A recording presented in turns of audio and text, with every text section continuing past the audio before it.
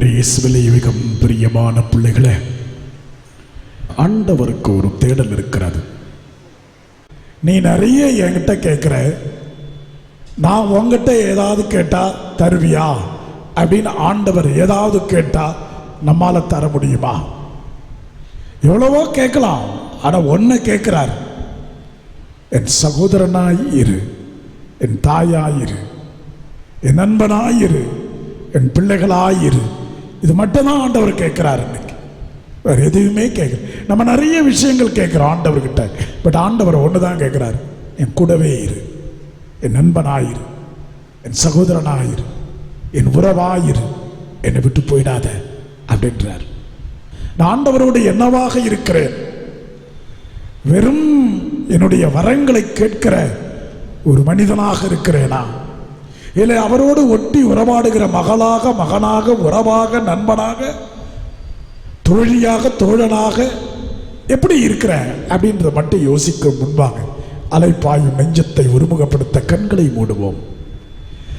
அலைந்திடும் உள்ளம் அமைதியை காண்பது இயேசுவின் திருவடி சரணாலயம். அலைந்திடும் உள்ளம் அமைதியை காண்பது இயேசுவின் திருவடி சரணாலயம். அன்பினில் வாழ்ந்து துன்புறும் போது இயேசுவின் திருவடி சரணாலயம். அன்பினில் வாழ்ந்து துன்புறும் போது இயேசுவின் திருவடி சரணாலயம். சேர்ந்து பாடுவோம்.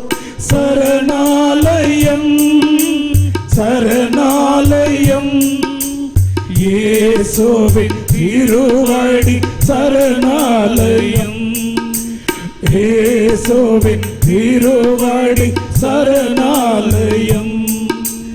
உள்ளத்தில் ஒன்றி உறைந்திடும் தெய்வம் இயேசுவின் திருவடி சரணாலயம். உலகினில் என்றும் நிலையான சொந்தம் இயேசுவின் திருவடி சரணாலயம். உலகினில் என்றும் நிலையான சொந்தம் இயேசுவின் திருவடி சரணாலயம். சரணாலயம், சரணாலயம், இயேசுவின் திருவடி சரணாலயம். வளமையும் வாழ்வும் இணைந்திடும் போது இயேசுவின் திருவடி சரணாலயம். மகிழ்வினை நிறைவாய் மனங்களில் பொழியும் இயேசுவின் திருவடி சரணாலயம். மகிழ்வினை நிறைவாய் மனங்களில் பொழியும் இயேசுவின் திருவடி சரணாலயம். சரணாலயம், சரணாலயம், இயேசுவின் திருவடி சரணாலயம். இன்னைக்கு எல்லாருக்குள்ளும் நம்ம வீட்டில் இருக்கிற ஒரு தாயை விட்டு இன்னொருத்தரையும் நம்ம அம்மானு கூப்பிடுவோம். யார் நம்மக்கிட்ட பாசம் காட்டுறாங்களோ, நல்லா இருக்கிறாங்களோ, அவங்கள நம்ம அம்மானு கூப்பிட்டு பழக்கம் இருக்கு இல்லையா? இருக்கு இல்லையா? அதே மாதிரி நம்ம அப்பா போல யாராவது நம்மக்கிட்ட ஒரு மரியாதையாக, அன்பாக, பாசமாக நடக்கிறப்போ அவங்கள அப்பான்னு கூப்பிடுவோம். ஆகையால் தான் மனிதன் வாழ்ந்து கொண்டிருக்கிறான். ஒரு தாய், ஒரு தகப்பன் நம்மோடு கூட இருந்தாலும் பக்கத்திலே கூட நிறைய தாயும் தகப்பனும் இருப்பதனால், சகோதரனும் சகோதரியும் இருப்பதனால் தான் வாழ்க்கை ஓடிக்கொண்டிருக்கிறது. ஒரு தாயோடு ஒரு தகப்பனோடு தகப்பன் நம்மை படைத்திருந்தால் இந்நேரம் வெறுமையாக போயிருப்பான். ஆகவே இப்போ எனக்கெல்லாம் அப்படி தானே, சாமியாருக்கெல்லாம் அப்படி தான். போடுற இடத்துல அப்பா அம்மாவை தேடிக்கணும், எங்கே போடுறாங்களோ அங்கே அண்ணன் தங்கச்சியை தேடிக்கணும். 3 காரியங்களை செய்தால் ஆண்டவரோடு நாம் உறவோடு இருக்கலாம், அவரோடு இருக்கலாம். எப்படி? அந்த 3 விஷயம் என்னது? ஒன்று நம்பிக்கை, ஆண்டவர் வெறும் அந்த ரத்த உறவாக இருக்க விரும்பவில்லை. 2 பேர் இருந்தாங்க விவசாயிகள், 2 பேர் ஃப்ரெண்ட்ஸ், ரொம்ப நல்ல நண்பர்கள், எங்க போனாலும் சந்தோஷமா இருப்பாங்க. ஆனா ஒருத்தனுக்கு தெய்வ பக்தி கிடையாது, ஒருத்தனுக்கு பக்தி உண்டு. அந்த தெய்வ பக்தி இல்லாதவன் அவனும் நல்லா இருந்தான், இவனும் நல்லா இருந்தான். நல்ல விவசாயம் வந்துச்சு, செழிப்பா இருந்தார்கள். திடீரென்று நாட்டிலே பஞ்சம், அதெல்லாம் மழை பெய்யல, ஆக விவசாயம் பொய்த்து விட்டது. இவன் கடவுளை திட்ட ஆரம்பிச்சிட்டான். கடவுளே இல்லை, அவன் இருந்திருந்தா அப்படி நடக்குமா ஊன்னு பேச ஆரம்பிச்சான். இன்னொரு விவசாயி நான் பண்ண நிலத்தை உழுறதும் விதைய போடுறதுமா காத்து கிடந்தான். அவனை பார்த்து இவன் கிண்டல் அடிக்கிறான். ஏன்னா அறிவு இருக்கு அவனுக்கு. மழையே இல்லை, ஏன் நிலத்தை விழுகிறாய்? மழையே இல்லை, ஏன் விதையை போடுகிறாய்? என்ன ஒரு தைரியம் உனக்கு சொல்லுகிறான். ஆண்டவன் தான் இது வானம் பார்த்த பூமி. வானம் பார்த்த பூமி என்றால் ஆண்டவன் தான் துணை. ஆண்டவன் விரும்பினால் தான் இதை நினைக்க முடியும். இன்னைக்கு மழை சர்வசாதாரணமா நம்ம நினைக்கிறோம். கடவுள் நம்மளை எப்படி வச்சிருக்காரு, இப்படியெல்லாம் இல்லாம இப்படி வச்சிருக்காரு. என்னைக்காவது ஒரு நாள் நினைக்கிறியா என்னடா நாட்டில் நடக்குது தெரியல? நீ ஜம்முன்னு உட்காந்து ஜிம்முன்னு தின்னுபிட்டு சமக்குன்னு வந்து உட்கார்ந்து இருக்கிறிய, இதுக்கு பேர் தான் ஆசீர்வாதம், இது பேர் தான் வரம். நம்ம நினைக்கிறதெல்லாம் கிடைச்சாதான் கிடைக்காது, சத்தியமா கிடைக்காது. நீ வாழ்ற வரைக்கும் கிடைக்காது, நீ நினைக்கிறதெல்லாம் கிடைக்காது. கிடைச்சா நீ கடவுள், நீ கடவுள். அப்புறம் உன்னை தூக்கி இங்கே வச்சிடணும் அந்தோனியார் பக்கத்துல. நினைச்சதெல்லாம் கிடைக்கும், நினைச்சதெல்லாம் செய்ய முடியும், முடியாது. ஆக பிரியமான பிள்ளைகளே, உலகமே தாறுமாறாக போய்க்கிருக்கு. இந்த நாட்கள் ஆண்டவர் என்ன சொல்றாரு? பொய்யான உறவுகளை விட்டு ஒரு மெய்யான உறவுக்குள் வா. பொய்யான நம்பிக்கை விட்டு அவன் வந்தா செய்வான், இவன் வந்தா செய்வா, அவ எனக்கு பண்ணுவா, இவ எனக்கு யாரும் பண்ண தேவையில்ல. கடவுளை நம்பு, அதான் நம்பிக்கை. கிடைச்சதுக்கு நன்றி சொல்வதும் கிடைக்க போகிறது என்று நம்புவதும் தான் நம்பிக்கை. அவ்வளவுதான் நம்பிக்கை, வேற என்ன? ஆகவே பிரியமான நம்பிக்கையோடு இருப்பவன் தான் ஆண்டவனோடு இருக்கிறார். 2வது இந்த மன்னிக்கிறவன். ஆண்டவர் எல்லாத்தையும் மன்னிச்சிட போட வெறுத்து போயிடுறார். இந்த இஸ்ராயல் மக்கள் கூட நீங்க வெறுத்து போல எவ்வளவு வருஷத்துக்கு இந்த ஆளு கூட வாழ்றது? உன்னை யார் வாழ சொன்னது? உன்னை யார் கல்யாணம் பண்ணது? அதுக்கு உன்னை யார் பண்ண சொன்னது? வா, என்ன மாதிரி வந்திருக்கலாம்ல. உட்காந்துக்கிட்டு என்ன புருஷன், என்ன பையன், என்ன பொண்ணு, என்னது என்ன வேணும் உனக்கு? இப்போ யார் வீட்டில் பிரச்சனை இல்லை, வீட்டுக்கு வீடு வாசப்படு, எட்டி பாரு, சவுண்ட் வரும், கதவை சாத்திட்டு சண்டை போடுவாங்க, சும்மா காதை வச்சு பாரு, அடி பயங்கரமா இருக்கும். வீட்டுக்கு வீடு வாசப்படி, எல்லா வீட்லயும் நடக்குது. அதனால தான் யாரோ சொன்னா என்கிட்ட வந்து, யார் வீட்டில் பிரச்சனை இல்லை ஃபாதர், யார் இந்த ஊர்ல என்ன விட நல்லவன் இருக்கிறான், யார் என்ன விட நல்லவன் இந்த வீட்டில் இருக்கிறான், ஒவ்வொரு வீட்டு பிரச்சனை எனக்கு தெரியாதா? அவன் சொல்றான் அவன் வீட்டில் இல்லையா அந்த பிரச்சனை, அவங்க என்ன வேணா மட்டமா பார்க்கலாம், ஆனா அவன் வீட்டு பிரச்சனை எனக்கு தெரியுமே. நீ யாரும் யோகியம் கிடையாது ஃபாதர், எல்லா வீட்டிலும் எல்லாம் நடக்குது. இப்படிதான் சாமியாருக்கு ஏத்தி விடுறதா? நல்ல வேலை புது சாமியாருக்கு சொல்ல, இன்னும் எனக்கு சொல்லி பிரயோஜனம் இல்லை, எனக்கு தெரியும். ஆக என்னையும் ஏத்தி விடுறது. யாரும் யோகியம் கிடையாது ஃபாதர் இந்த பங்குல. அதுல கடைசியில் ஒரு வார்த்தை சொல்றாரு பாரு, கவலைப்படாதீங்க. எனக்கு தான் கவலை. ஆக பிரியமான பிள்ளைகளை நம்ம பெருசா நினைச்ச கூடாது. அதனால ஊர் என்ன நினைக்கும், உலகம் என்ன நினைக்கும், அவங்க என்ன நினைப்பான். உன் வாழ்க்கை நீ வாழ். கஞ்சிக்கு இல்லாதப்ப அந்த அம்மா வந்து சோறு கொடுத்ததா? நீ கஷ்டப்படும் போது உன் கண்ணீரை துடைக்குதா? அப்ப கவலைப்படு அவனை பத்தி. உன் துன்பத்தில் தாங்குகிறானா அவனை பத்தி கவலைப்படு. ஊர் என்ன பேசும், உலகம் என்ன பேசுறோம், உலகம் 1000 பேசட்டுமே, உனக்கு நீதான் நீதிபதி. மனிதன் எதையோ சொல்லட்டுமே. மனுஷன் 1000 பேசுவான். அவன் சில பேர் இது பாரு, கோயிலுக்கு பின்னாடி வந்து முன்னாடி வந்து உட்காரத்து கூட வெக்கம். ஐயோ யாராவது ஏதாவது சொல்ற, என்ன சொல்லுவான்? நீ லேட்டா வர்றதை தான் நான் பார்த்துருக்கிறேன். இவன் என்ன சொல்றது? நீ லேட்டா வர்றது, நீ எங்க வந்து உட்கார்ற, எங்க பயந்து இப்படி பாக்குற, நான் பாக்குறேன்னா நீ அங்க பின்னாடி உட்காந்து கண்ணாமூச்சி ஆடுறதெல்லாம் கண்ணாமூச்சி ரே ரே எனக்கு தெரியுது. நீ பண்றதெல்லாம் நான் முன்னாடி நின்று பார்த்துருக்கிறேன். என்னை விடவா பெரிய கண்ணு உனக்கு தேவை? நான் தானே போட்டு உடைப்பேன். என் கண்ணில் மாட்டுறது தான் தப்பு, நீ வேற எந்த கண்ணில் மாட்டினாலும் பிரச்சனை இல்லை. ஆக பிரியமான பாரு, இறுதிராஜ் பாரு தைரியமா வர்றாரு, எப்போ வந்தாலும் தைரியமா வந்து நேராக வந்து உட்கார்றாரா, உட்கார், கரெக்ட். ஆக அப்படி இருக்கணும் வாழ்க்கையில. யார் என்ன நினைச்சான்னா நம்ம வாழ்க்கை நம்ம வாழணும் மக்களை. அதே தானே ஆண்டவன் விரும்புகிறார். அவனை பார்த்து இந்த மகிழ்ச்சியை விட்டுறாத. பாரு, ஒன்று நல்ல பிரசங்க கவனிச்சுனுக்குது. முன்னாடி ஒரு ஒயர் இருக்கு, அதை எதையோ தொட்டு போட்டு ஏதோ பாம்பை தொட்ட மாதிரி கையை தூக்குது. அந்த ஒயர் கூட அதை பாதிக்குது. என் வார்த்தை அதை பாதிக்குதா தெரியல. ஆக பிரியமான பிள்ளைகளை, இன்னைக்கு ஆண்டவன் நல்லா அழகா சொல்ல, ஒன்று நம்பிக்கையோடு, ரெண்டு தாட்சியா. தாட்சி வந்துட்டா மன்னிச்சிடலாம். நான் ஈஸியா, பரவாயில்லப்பா அவன் தானே சொன்னான், அவன் தானே பண்ணா, போட அவன் பரவாயில்ல, என் ஃப்ரெண்டு தானே, என் பக்கத்து வீடு தானே, என் பங்கு மக்கா தானே சொன்னாங்க, பரவாயில்ல. நீங்க நிறைய பேர் பேசுறதெல்லாம் எனக்கு தெரியும், இருந்தாலும் உங்ககிட்ட நான் சிரிச்சு பேசிக்கிட்டு இருக்கிறேன். ஆனா நீ நினைச்சுக்கிட்டு இருக்க எனக்கு தெரியாது, இருந்தாலும் நான் சிரிச்சு பேசிக்கிட்டு இருக்கேன். ஆனா விடு, அது மக்கள் இருந்தா அப்படிதான் பேசுவாங்க. 1000 பேர் பேசிட்டா பேசுறதெல்லாம் இந்த காதல. அப்பதான் நம்ம வாழணும், நம்ம வாழ்க்கையை நம்ம வாழணும். அவனுக்காக இவனுக்காக இவன் சொல்றான் அவன் சொல்றான் இவன் சொல்றான் வாழ முடியாது. அவங்களுக்காக நம்ம வாழ வரல. என் வாழ்க்கையை நான் வாழ வந்திருக்கிறேன். எங்க அப்பா என்ன விரும்புறாரோ அதை தான் நான் வாழணும். நீங்க விரும்புற வாழ்க்கை நான் வாழ முடியாது. அப்படி என்ன விட்டுருங்க. ஆக அப்படியே இல்லை, அந்த சாமியார் மாதிரியே இந்த சாமியார் இல்லை, அவரை மாதிரியே இவர் இல்லை, ரொம்ப மோசண்டி சொல்லிக்கோ. நான் மனசுக்குள்ள சந்தோஷமா தான் இருப்பேன். ஆக பெரிய, ஏன்னா நான் வாழணும். நான் வாழலைன்னா தான் அவருக்கு கேவலம்.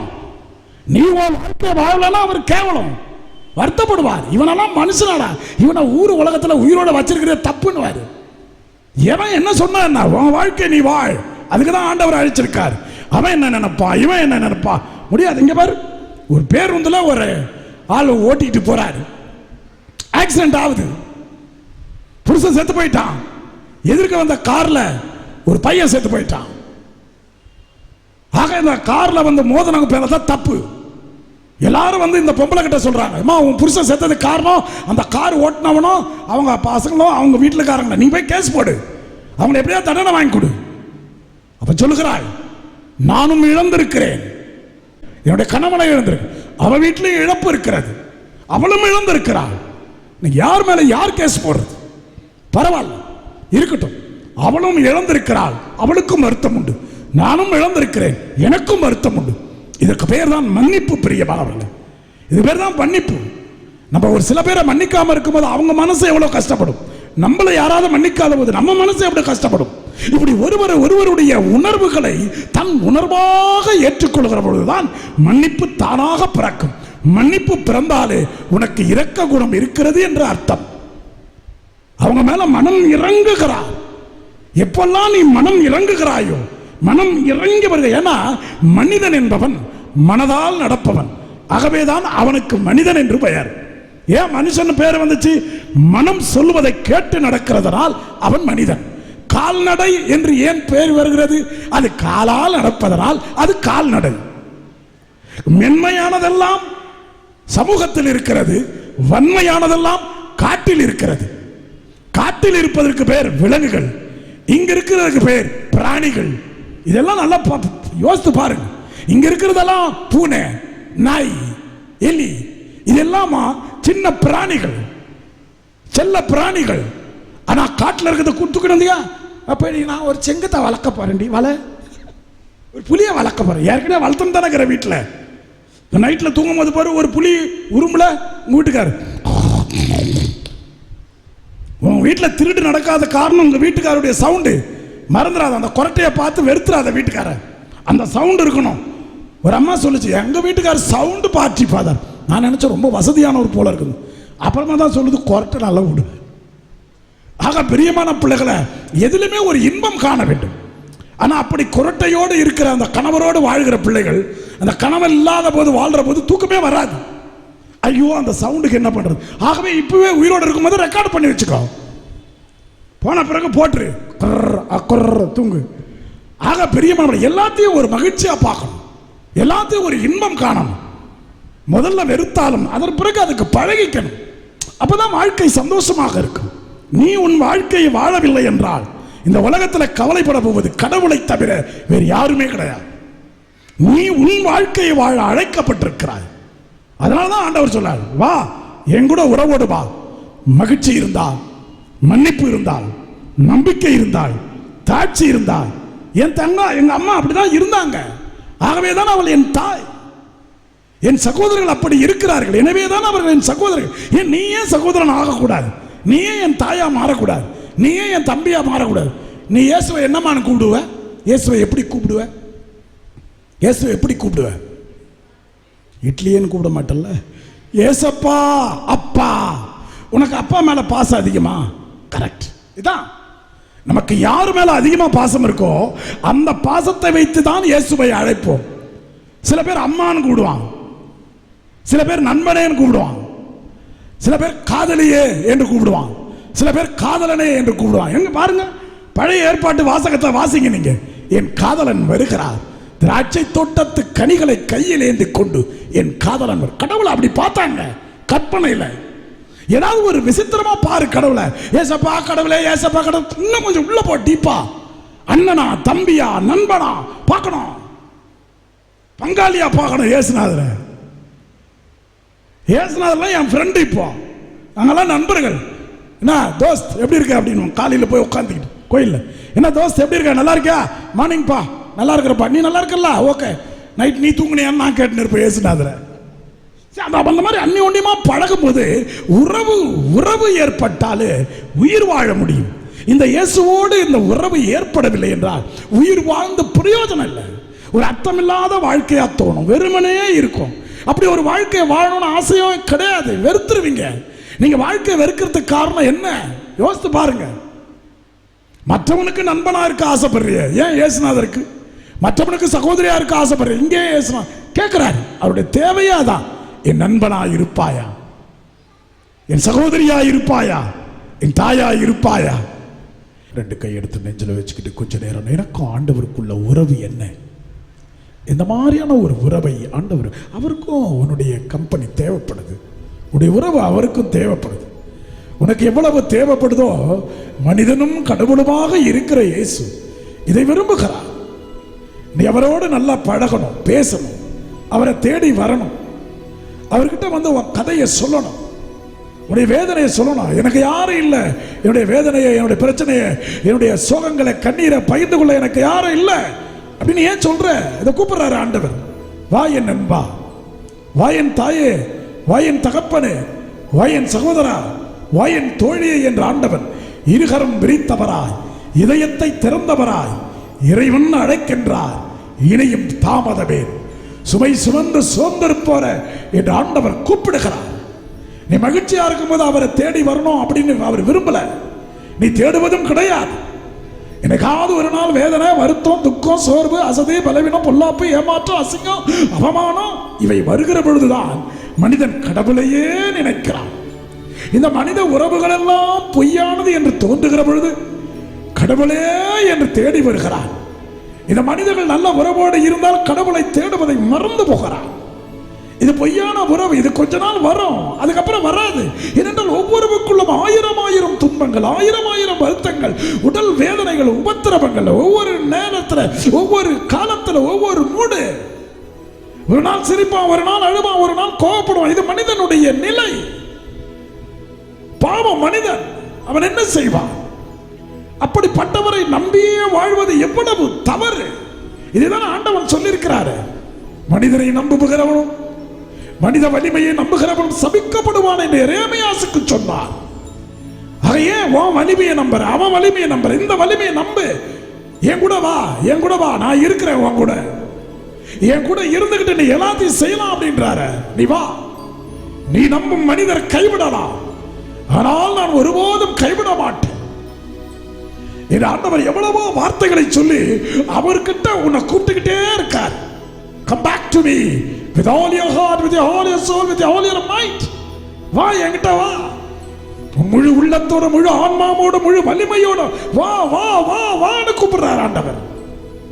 கரங்களை விரிச்சுதான் ஆண்டவருடைய ஒவ்வொரு திருச்சுருபங்களும் வடிக்கப்பட்டிருக்கிறது. காரணம் அந்த கை உன்னை கூப்பிடுது. கையை விரித்து சிலுவையில் செத்ததற்கு காரணம், வா, நான் இருக்கிறேன், நான் தருவேன் உனக்கு சமாதானம், நான் தருவேன் உனக்கு சந்தோஷம், நானே வழி, நானே சத்தியம், நானே ஜீவன் மகனே. இது ஆண்டவர் உன்னை கூப்பிடுகிறார். உன்னை ஏதோ தடுக்கிறது, எந்த உறவோ உன்னை தடுக்கிறது. ஆக அந்த நம்பிக்கையோடு ஆண்டவர்கிட்ட வா, தாட்சியான இருதயத்தோடு வா, இரக்கம் மிகுந்த மன்னிக்கும் குணத்தோடு ஆண்டவர்கிட்ட இருக்கிற பொழுது நீ அவருக்குரியவன், உன்னை எவனும் அசைக்க முடியாது. அதுதான் தாவீது ஒரு சின்ன கூழாங்கல்லை எடுத்து பெரிய அரக்கனை கொன்றான். ஒரு சின்ன கழுதையின் தாடை எலும்பை கொண்டு சிம்சோன் ஆயிரம் பேரை கொன்று போட்டான். மோசே தன் கையிலே வைத்திருந்த ஒரு சின்ன கோலா செங்கடலையை இரண்டாக பிரித்தான். பாறையை தட்டினான், தண்ணீர் பிளந்து கொண்டு ஊற்றெடுத்தது. காரணம், அவன் கூட ஆண்டவர் இருந்தார், அவனும் அவன் கூடவே இருந்தார். நம்மளை விட்டு போகணும்னு ஆண்டவர் விரும்புவதில்லை.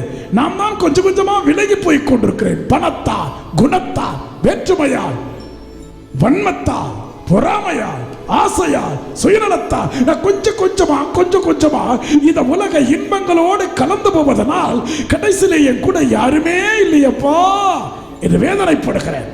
இது அப்பா கூப்பிடுறாரு, அப்பா உன்னை விட்டு கொடுக்காம இருக்கிறது உலகத்துல யார் தெரியுமா மகனே? நீ பெத்த மகன் கூட இது அம்மாவே கிடையாதுன்னு ஒரு நாள் சொல்லுவான். கணவர் கூட இது சரியில்லை அப்படின்னு மனைவியை திட்டுவான். மனைவி கூட ஒரு நாள் இந்த கணவனை திட்டுவாள். பேர குழந்தைகள் கூட பாட்டி தாத்தாவை திட்டுகிற காலம் வரும். ஆனால் நான் உன்னை விட்டு விலகுவதில்லை, உன்னை என்றுமே கைவிடுவதில்லை. நான் இருப்பதால் நீ இருக்கிறாய், நான் ஆசீர்வதிப்பதால் நீ வாழ்கிறாய், நான் கொடுப்பதால் நீ பெறுகிறாய், நான் ஆசீர்வதிப்பதால் நீ சுகம் பெறுகிறாய். என்னையன்றி ஓரளவும் இந்த உலகத்தில் அசையாது. உன் அசைவுக்கு காரணமே ஆண்டவன் தான். இந்த உறவுகள் எல்லாம் போலிகள், இவை மறைந்து போகிற காலங்களும் நேரங்களும் அண்மையில் இருக்கிறது. ஆகவே பிரியமான பிள்ளைகளே, ஆண்டவன் கூப்பிடுறாரு, என் மகளா இருப்பியா, என் மகனா இருப்பியா, என் சகோதரனா இருப்பியா, தாயா இருப்பியா? இருப்ப ஆண்டவரே, இருப்பேன். அப்படி சொல்லும் போது ஆண்டவரும் சொல்லுகிறார், என்னை விட்டு கொடுக்காதவர், என்னை நடத்துகின்றவர், என்னை பாதுகாப்பவர் என் நேசர் நீரே. என்னை விட்டு கொடுக்காதவர், என்னை நடத்துகின்றவர், என்னை பாதுகாப்பவர் என் நேசர் நீரே. சொல்லலாமா? என்னை விட்டு கொடுக்காதவர், என்னை நடத்துகின்றவர், என்னை பாதுகாப்பவர் என் நேசர் நீரே. நான் வழி மாறும் போது என் பாதை காட்டினீர், என்னால் முடியாத போது என்னை தூக்கி நடத்தினீர். நான் வழி மாறும் போது என் பாதை காட்டினீர், என்னால் முடியாத போது என்னை தூக்கி நடத்தினீர். விட்டு கொடுக்காதவர், என்னை நடத்துகின்றவர், என்னை பாதுகாப்பவர் என் நேசர் நீரே. நான் தலை குனிந்த போது என்னோடு வந்தீரே, நான் குனிந்த இடத்திலே என் தலையை உயர்த்தினீர். நான் தலை குனிந்த போது என்னோடு வந்தீரே, நான் குனிந்த இடத்திலே என் தலையை உயர்த்தினீர். என்னை விட்டு கொடுக்காதவர், ஆமென், என்னை நடத்துகின்றவர், உன்னை பாதுகாப்பவர் என் நேசர் நீரே. சேர்ந்து போலாமா? என்னை விட்டு கொடுக்காதவர், அவங்க வாழ்க்கை கொடுப்பாங்க, இவங்க பாதுகாப்பாங்க, இவர் என் கூடயே இருப்பாரு, அவங்க இவங்க கூடயே இருப்பாங்க. யாரு கூட இருக்க முடியாது, இவர் தான் பாதுகாப்பார். என்னை விட்டு கொடுக்காதவர், என்னை நடத்துகின்றவர், என்னை பாதுகாப்பவர் என் நேசர் நீரே. நான் வேண்டிக் கொண்டதெல்லாம் என் வாழ்வில் தருகிறீர், நான் நினைப்பதற்கு மேலாய் என்னை ஆசீர்வதிக்கிறீர்.